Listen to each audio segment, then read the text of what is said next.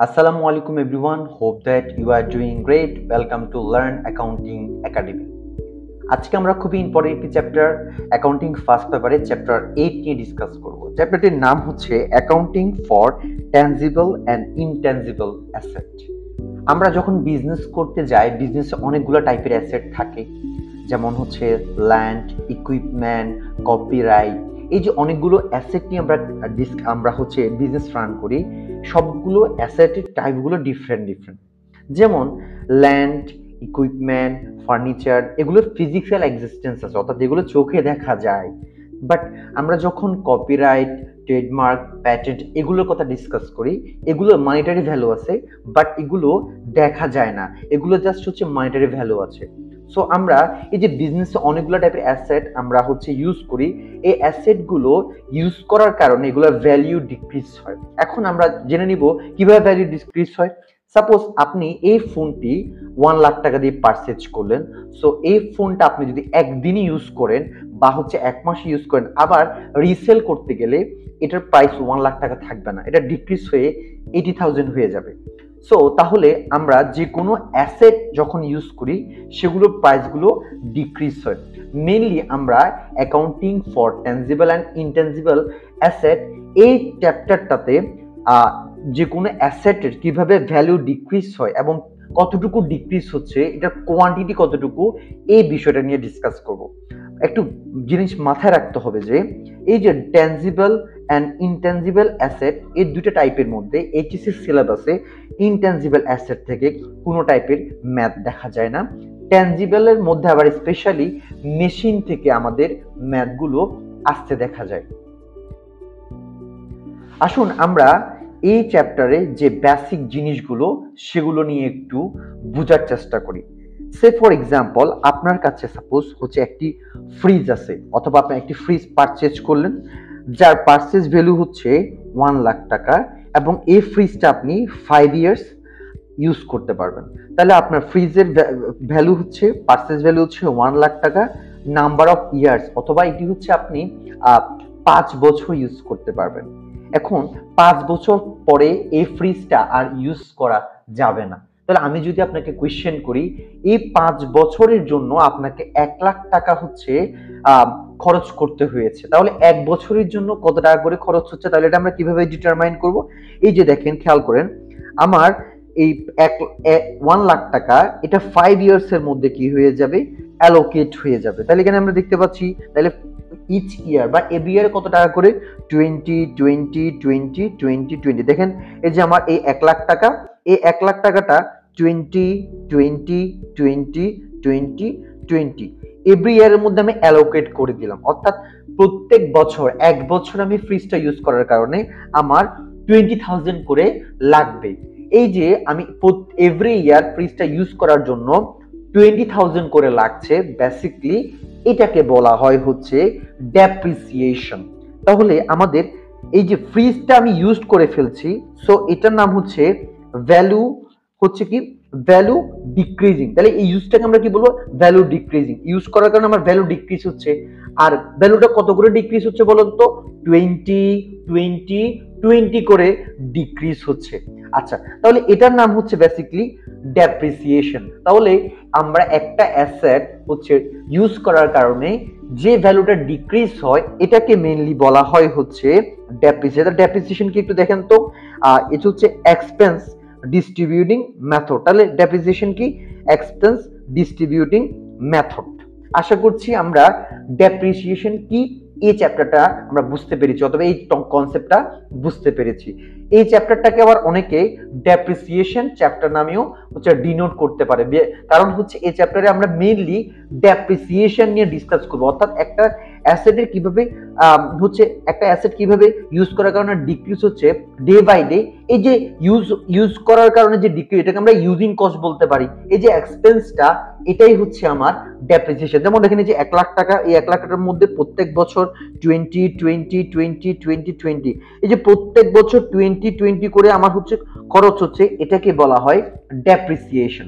আচ্ছা, এখন এই চ্যাপ্টারটা আমাদের বোঝার জন্য কিছু টার্ম সম্পর্কে আমাদের একটা ভালো ক্লিয়ার পিকচার মাথায় রাখতে হবে, যেটা আমি লিখলাম হচ্ছে টার্মস ইউ মাস্ট নো, অর্থাৎ যে টার্মগুলো আমাদের এই চ্যাপ্টারে ইউজ হবে ওই টার্মগুলো নিয়ে আমাদের একটু ক্লিয়ার পিকচার আমাদের সেট করতে হবে। যেমন এখানে আমরা 5টা টার্ম দেখতে পাচ্ছি।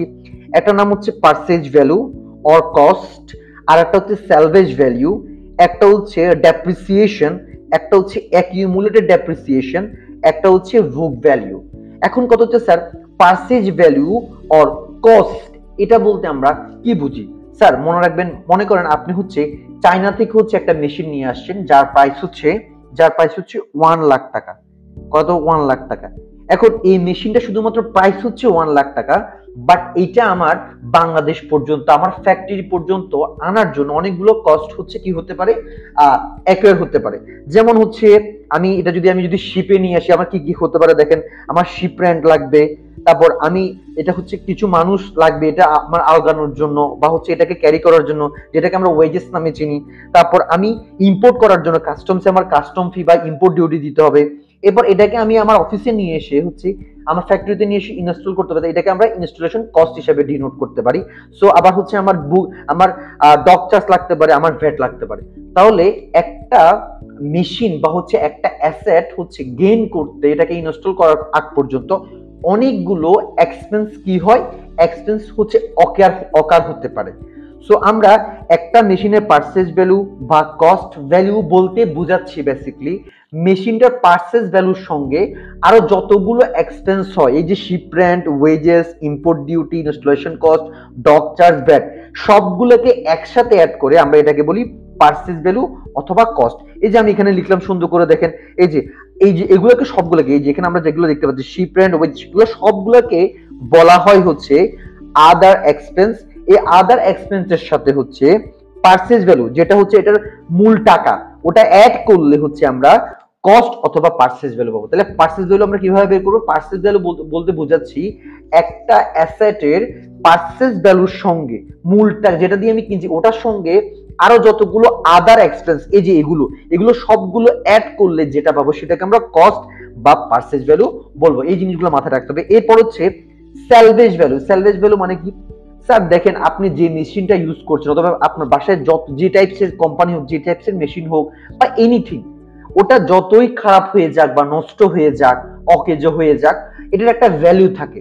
সাপোজ মনে করেন আমার এই মোবাইলটা অ্যাক্সিডেন্টের সবকিছু, যদিও বা মোবাইলটা হচ্ছে অন আছে, বাট সাপোজ মোবাইলটা একদম হচ্ছে নষ্ট হয়ে গিয়েছে, বাট এরপরে মোবাইলটার একটা ভ্যালু থাকবে, যে হয়তো বা এটা ডিসপ্লে ঠিক আছে, অথবা হচ্ছে এটা আমরা যারা হচ্ছে মানে কি বলে ভেন্ডর, যারা হচ্ছে নষ্ট জিনিসপত্র কেনা বেচা করে, তাদের কাছে আমি সাপোজ এই মোবাইলটা সাপোজ হচ্ছে 5,000 টাকা, আমি ওটা ওর কাছে 100 টাকা হলেও সেল করতে পারবো। তাহলে এটাকে বলে স্যালভেজ ভ্যালু। স্যালভেজ ভ্যালুর আরেকটা নাম হচ্ছে স্কার্ভ ভ্যালু। স্কার্ভ ভ্যালু আরেকটা নাম হচ্ছে রেসিজুয়াল ভ্যালু। তাহলে স্যালভেজ ভ্যালু মানে হচ্ছে একটা মেশিন বা হচ্ছে একটা অ্যাসেটের এক্সপায়ার ডেট বা নাম্বার অফ ইয়ার্স শেষ হওয়ার পরেও যে ভ্যালুটা থাকে সেটাকে আমরা salvage value, scrap value or residual value বলে। স্যালভেজ ভ্যালু মানে কি? আমার একটা মেশিন বা হচ্ছে যে কোনো একটা অ্যাসেটের আমার এক্সপায়ার ডেট শেষ হওয়ার পরেও যে ভ্যালুটা থাকে তাকে salvage value, scrap value or residual value বলা হয়। 3 নম্বরে আমরা দেখতে পাচ্ছি হচ্ছে ডেপ্রিসিয়েশন, যেটা আমরা অলরেডি একটু আগে ডিসকাস করলাম। ডেপ্রিসিয়েশন মানে হচ্ছে আমার যে ইচ ইয়ার যে মেশিনের যে প্রাইসটা ডিক্রিজ হচ্ছে এটাকে বলা হয় ডেপ্রিসিয়েশন। এই যে আমার 1 লাখ টাকা, এটা 5 ইয়ার্স এর মধ্যে ডিস্ট্রিবিউট করলে ইচ ইয়ারে 20 করে যাচ্ছে। এই যে এটাকে বলা হয় ডেপ্রিসিয়েশন অথবা ইউজিং কস্ট। ডেপ্রিসিয়েশন মানে কি হচ্ছে কি আমার মেশিনটা ইউজ করার কারণে এভরি ইয়ার কত করে ডিক্রিজ হচ্ছে, যে যেমন এই ফ্রিজটার ক্ষেত্রে হচ্ছে আমার 20 করে কি হচ্ছে খরচ হচ্ছে, এটাকে আমরা কি বলবো? ডেপ্রিসিয়েশন বলবো। আশা করছি আমরা এই যে ডেপ্রিসিয়েশন বুঝতে পেরেছি। এখন আমরা দেখবো হচ্ছে খুবই ইম্পর্টেন্ট দুইটা টার্ম, সেটা হচ্ছে accumulated depreciation and last one book value. So আমাদেরকে বুঝতে হবে এখন হচ্ছে কি অ্যাকিউমুলেটেড ডেপ্রিসিয়েশন কি, এরপর হচ্ছে কি বুক ভ্যালু কি। আসেন আমরা বুঝিনি অ্যাকিউমুলেটেড বুক ভ্যালু কি। স্যার এখানে দেখেন, আমি এখন আপনাদেরকে বোঝানোর সুবিধার্থে একটা খুব সুন্দর করে একটা জিনিস লিখলাম, সেটা হচ্ছে এই যে আমার এই যে একটা ফ্রিজ 1 লাখ টাকা, সেটা 5টা ইয়ার্স এর মধ্যে হচ্ছে সেগমেন্ট করা। দেখেন এখন 5টা ইয়ারের মধ্যে স্যার খেয়াল করেন, এই যে 20 20 20 20 20, 5 বছরের মধ্যে সাপোজ আমি 3 বছর ইউজ করে ফেলছি, তাহলে এভরি ইয়ার কত করে আমার ডেপ্রিসিয়েশন যাচ্ছে, আমার ইউজিং কস্ট কত করে, 20 করে।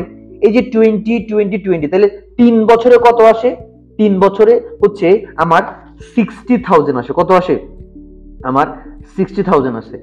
আর দেখেন এই যে এটা হচ্ছে তাহলে আমার 20 20 করে 3 বছরে আমার 3 ইয়ার্সে হচ্ছে আমার এটা হচ্ছে ইউজ পোরশন। তাহলে ইউজ পোরশন কত করে 20 20 20 করে 60,000 টাকা হচ্ছে আমার ইউজ করলাম। আমি কত ইউজ করলাম, 60,000 টাকা।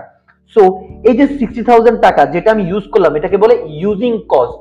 এই ইউজিং কস্টটাকে বলা হয় অ্যাকিউমুলেটেড ডেপ্রিসিয়েশন। তাহলে এখন বলতে পারেন স্যার ডেপ্রিসিয়েশন আর অ্যাকিউমুলেটেড ডেপ্রিসিয়েশনের মধ্যে মেইন ডিফারেন্সটা কি বলেন তো। স্যার প্রত্যেক বছর ইচ ইয়ার এই যে 20 এই যে এটা হচ্ছে ইচ ইয়ার হচ্ছে 20 করে, মানে 20,000 হচ্ছে আমার এক বছরের খরচ, অর্থাৎ আমি এক বছর ইউজ করার কারণে আমার যত টাকা লাগতেছে সেটা হচ্ছে ডেপ্রিসিয়েশন, অনলি ডেপ্রিসিয়েশন। মানে ইচ ইয়ার বা এভরি ইয়ারে কত টাকা লাগে এটা হচ্ছে ডেপ্রিসিয়েশন। এই যে 20 20 20 এটা হচ্ছে আমার ডেপ্রিসিয়েশন। বাট আমি সাপোজ 3 বছর ইউজ করছি, অর্থাৎ আমার এই যে 3 বছর 20 20 20 সবগুলোকে অ্যাড করলে যেটা হবে 3 বছর ইউজ করার কারণে আমার কত টাকা খরচ হয়েছে, টোটাল 60,000 টাকা।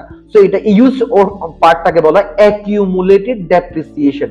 তাহলে আমরা অ্যাকিউমুলেটেড ডেপ্রিসিয়েশন কিভাবে ডিটারমাইন করব, আমরা অ্যাকিউমুলেটেড ডেপ্রিসিয়েশন ডিটারমাইন করব বেসিক্যালি আমি প্রথমে ডেপ্রিসিয়েশন বের করব ইচ ইয়ারে কত, এরপর কয় বছর ইউজ করছি, 3 বছর। এই 3 বছর অর্থাৎ number of using time. Accumulated depreciation মানে হচ্ছে আমি যত বছর ইউজ করছি সবগুলোকে একসাথে সাম অফ করলে টোটাল করলে যেটা সেটা হচ্ছে অ্যাকিউমুলেটেড ডেপ্রিসিয়েশন।